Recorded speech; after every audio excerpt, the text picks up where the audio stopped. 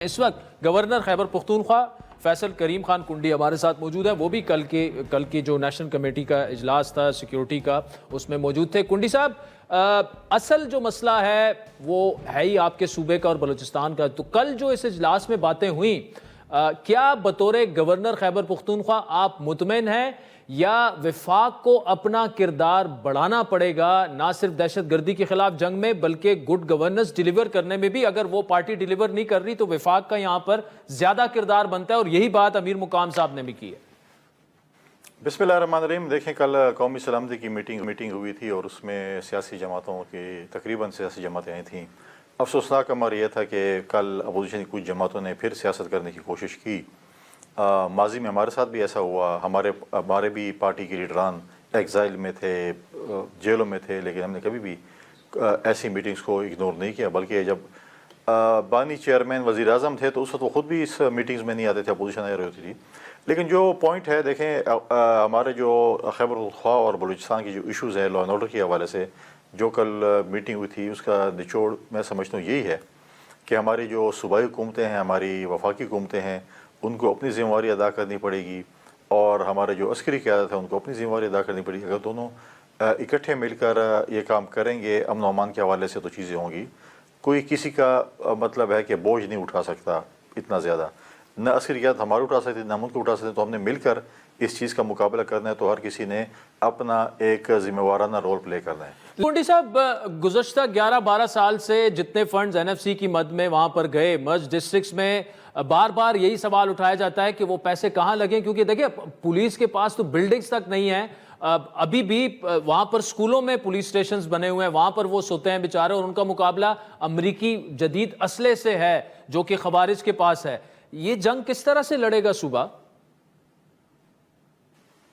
دیکھیں، آپ کی بات درست ہے. کہیں پہ پولیس یا فوج اسکولوں میں پڑی ہوئی ہے، کہیں پہ وہ کالجز میں ہے، کہیں پہ سرکاری دفاتر میں ہے. لیکن دیکھیں، اسکول دفاتر سرکاری تو چلو ہم مان لیتے ہیں، لیکن اسکول اور کالج میں اگر آپ پولیس اور فوج پڑھی ہو تو آپ کا مستقبل کیسے بنے گا؟ آپ کے نوجوان کیسے وہاں پر تعلیم حاصل کریں گے؟ ان کے ادارے بند ہو جاتے ہیں. دوسری بات یہ ہے کہ میں ہمیشہ یہ بات ہر پروگرام میں کی ہے، ہر فورم پہ کیا ہے. اگر ہمیں ابھی لیٹسٹ مجھے نہیں پتا، میں بھی آج یا کل چیک کروں گا، لیکن کچھ ٹائم پہلے تک 600 ارب روپے ہمارے وار آن ٹیرر پہ این ایف سی ایوارڈ کی مد میں ہمیں ملے ہیں. اگر ہم بولیں کہ جی میں نے فلاں جگہ خرچ کر دیا فلاں، دیکھیں آپ کا ٹاپ پرائورٹی جو اس وقت ہے وہ پیس ہے. آپ نے اپنے پولیس کو کتنا بلڈ اپ کیا ہے، ان کے لیے کیا چیزیں کی ہیں، کیا سہولیات دی ہیں. میں تو یہ تجویز کرتا ہوں، اور میں تجویز کیا بھی ہے کہ آپ کم از کم ڈی ایس پی سے لے کے کم از کم ڈی ایس پی ہوں، ان سے لے کے آپ کے جو ڈی پی اوز ہیں یہ ہیں، یا پھر وہ ان کو آپ بلٹ پروف گاڑیاں دیں. رات کو وہ گشت کرتے ہیں، آپ ان کو بلٹ پروف گاڑیاں نہیں دیتے ہیں بیچاروں کو. وہ جس وقت گشت کرتے ہیں کس طریقے سے آپ وہ ملٹنٹس کا مقابلہ کریں گے؟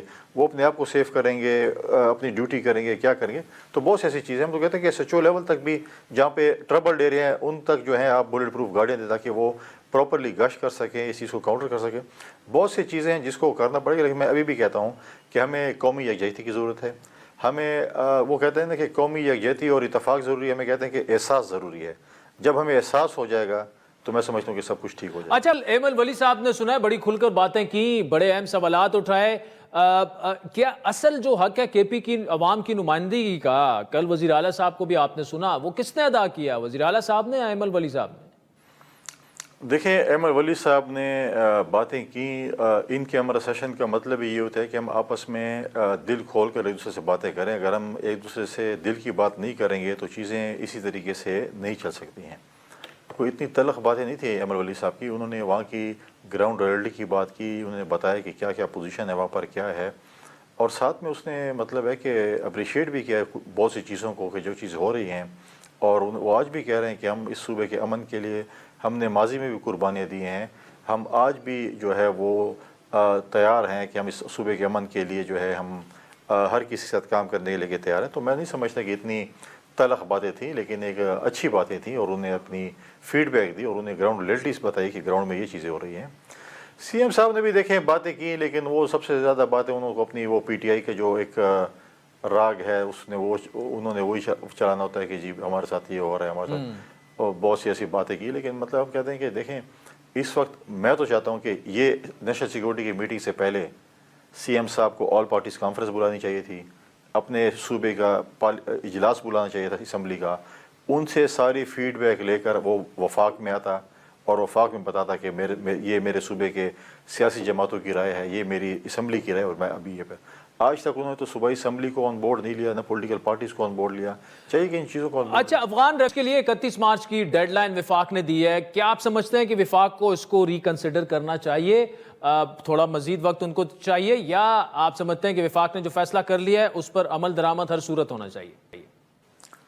دیکھیں، وفاق نے ایک فیصلہ کیا ہے، میں سمجھتا ہوں کہ وفاق کو صوبے کو اعتماد میں لینا چاہیے تھا، ہم سے مشاورت بھی کرنی چاہیے تھی، لیکن اگر انہوں نے ایک فیصلہ کر لیا ہے۔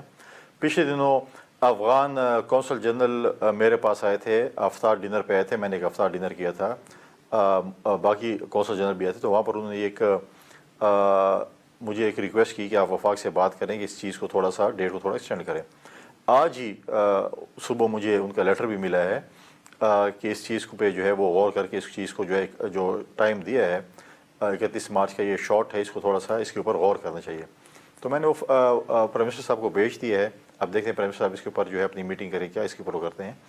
لیکن بات یہ ہے کہ ہم نے اپنے افغان بھائیوں اور بہنوں کو سالوں سال پالا ہے، ہم نے یہاں پہ رکھا ہے، مشکل ٹائم میں رکھا ہے۔ انہوں نے جو معاملات دیکھیں، اس وقت ہم نے بار بار افغان حکومت سے یہ بات کی ہے کہ آپ کی سرزمین ہمارے خلاف استعمال ہو رہی ہے، تمام اٹیکس میجورٹی جو ہے 70% 80% اٹیکس آپ کے سرزمین سے جو ہے چیزیں آپ سہولت کار کہہ سکتے ہیں یا آپ کی سرزمین استعمال ہوتی ہے، اس پہ آپ ایکشن لیں۔ انہوں نے اس پہ کوئی سنجیدگی کا اظہار ہی نہیں کیا ہے کوئی۔ اب اگر آپ مجھے بتائیں کہ 80% اٹیک ہمارے اگر ایسے جگہوں سے ہو رہے ہوں، ایسی قوم سے، اور اگر میری قوم کی طرف سے ہو رہے ہوں اور میں اس کے اوپر ایکشن نہیں لے رہا ہوں، تو مطلب یہ ہے کہ میں سنجیدہ نہیں اس چیز میں، تو ہم نے بھی تو اپنی سیکیورٹی رکھنی ہے نا۔ تو یہ صرف پاکستان کے ساتھ ہی کیوں ہے؟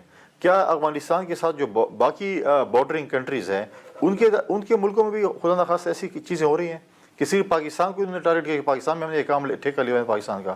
ہم یہ نہیں کہتے کہ دائیں بائیں کہیں اور چلے جائیں، لیکن بات یہ کہ باقی بھی تو ان کے بارڈرز لگ رہے ہیں، ان بارڈرز میں ان کے حالات اتنے کوئی خراب نہیں ہیں جتنے پاکستان کے ساتھ ہیں۔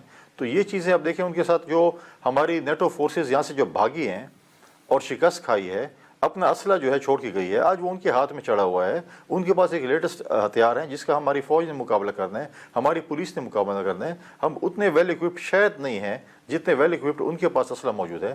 وہ جاتے ہوئے اپنے اسلحہ جان بوجھ کے چھوڑ گئے ہیں تاکہ اس ریجن میں گند چلتا رہے اور یہ لڑائی چڑھتی رہے، ورنہ کیا وہ اسلحہ نہیں لے کے جا سکتا یہ والا؟ اچھا، کے بعد لا اینڈ آرڈر کی سچویشن پہ متحدہ اپوزیشن نے جو ہے وہ اے پی سی بھی بلائی ہے، اس کے علاوہ تحریک انصاف الگ سے، مولانا صاحب الگ سے تحریک کا اعلان بھی عید کے بعد کر چکے ہیں۔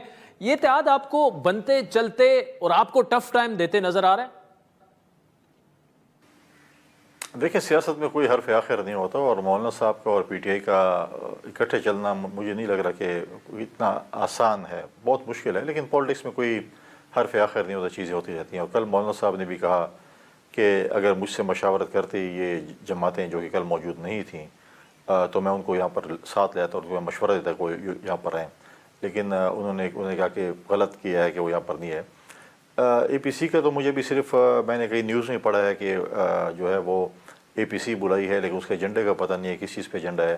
اپوزیشن کے ہمیشہ اے پی سی تو 1 پوائنٹ ایجنڈے پہ ہوتی ہے کہ ہمیں این آر او چاہیے، این آر او کے لیے بلائی ہے، تو میں سمجھتا ہوں کہ ملنا نہیں ہے۔ اور اے پی سی تو کل بھی نیشنل سیکیورٹی کی میٹنگ تھی، جب حکومت کی اے پی سی ہوتی تو آتے نہیں ہیں۔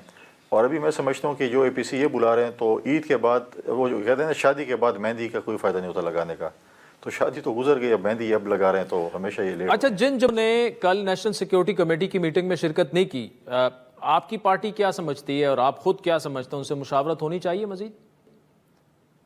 ہونا چاہیے، لیکن وہ ہوں گے نہیں۔ یہ ایک ایس او پی کا ہے، یا باقی لوگوں نے کہا کہ جی ان کو بھی آن بورڈ لیں، وہ آن بورڈ نہیں آنا چاہتے، وہ صرف 1 پوائنٹ ایجنڈا نہ رہو۔ کیا مجھے بتائیں کہ ایم ڈبلیو ایم کا جو ایم این اے تھا، سنی اتحاد کونسل تھی، کیا چاہیے سب کیوں نہیں ہے؟